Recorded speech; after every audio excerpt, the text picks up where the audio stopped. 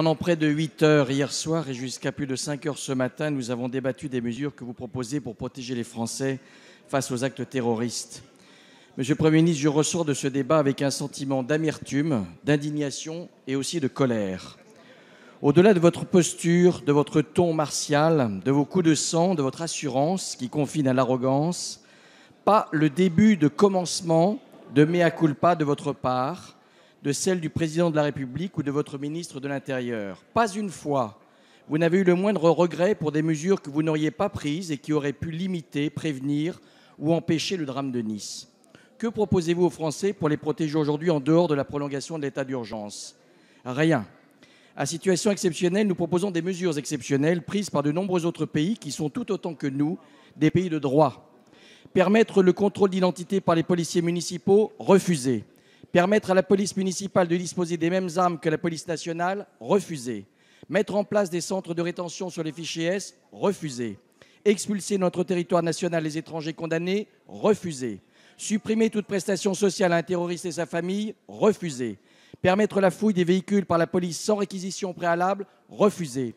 Interdire le financement des lieux de culte par des puissances étrangères, refusé. Revoir la loi sur la légitime défense des policiers, refusé. Fermer les mosquées salafistes ou prêchant la haine, refusé. Allonger la durée d'assignation à résidence, refusé. Interdire le retour sur le territoire national de djihadistes binationaux partis à l'étranger semés à la mort, refusé. Supprimer l'automaticité de réduction de peine pour les personnes condamnées pour terrorisme, refusé.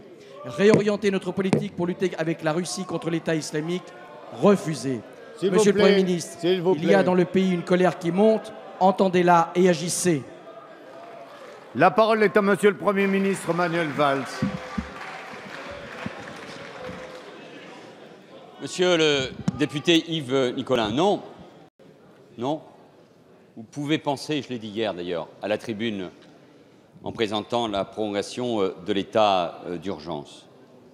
Le ministre de l'Intérieur, et parce que j'ai occupé aussi ces fonctions, je sais, je peux imaginer quelles sont, pour en parler avec lui, ses réflexions actuellement. Moi-même, comme chef du gouvernement, le président de la République, bien sûr, avec les drames que nous venons de connaître, avec ces victimes, ces corps sur la promenade des Anglais, ces blessés que nous avons vus à l'hôpital de Nice, ces cris de douleur, la colère, bien sûr. Vous croyez que nous ne nous interrogeons pas un seul instant? Pensez d'abord que, comme les êtres humains, nous ne nous posons pas des questions sur tout ce qui a été fait, pas fait, pour empêcher ces drames? Vous nous prenez pour qui?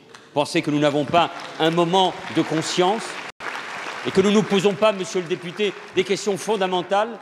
Parce que tous ceux qui ont eu l'occasion de gouverner, tous, je m'en rappelle, moi, du visage du président de la République à l'époque, Nicolas Sarkozy, et j'imagine ce qu'il pouvait endurer, comme le président de la République François Hollande, quand dans la cour des Invalides, on se trouve face à des cercueils de militaires suite aux décisions qui sont prises par des chefs de l'État. Eh bien, nous aussi, nous avons évidemment ce questionnement. Mais nous savons en même temps qu'à travers tous les débats que nous avons eus ici à l'Assemblée nationale, que tout ce que nous avons engagé, je l'ai rappelé tout à l'heure, je n'y reviens pas, vise et visera toujours à protéger les Français. Nous sommes engagés, nous engageons tous les moyens à 100% pour protéger les Français. Et en même temps, nous devons cette vérité que je rappelais aux Français sur les risques qui existent, sur ce qu'est la nature de ce terrorisme, du djihadisme, de l'islamisme radical. Nous l'avons qualifié et parce que nous l'avons qualifié, nous sommes ensuite plus forts pour pouvoir prendre tous les dispositifs. Il y a un débat, il est légitime dans le pays et je pourrais, monsieur le député, je l'ai fait d'ailleurs hier, et d'une certaine manière, les uns et les autres, nous pouvons céder à cette facilité. Mais c'est aussi un devoir d'exigence et de vérité.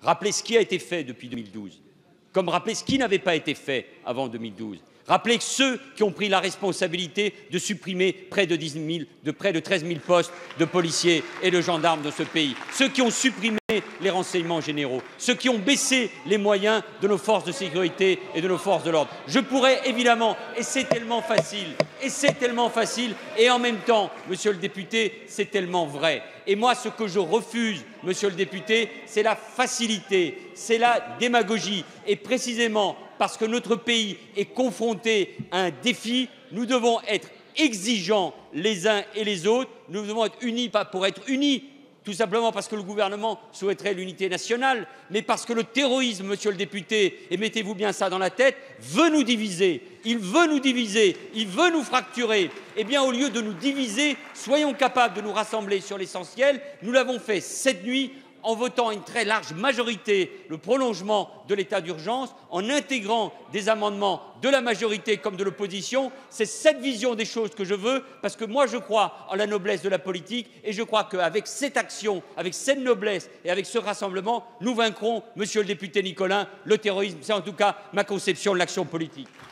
Merci, monsieur le Premier ministre.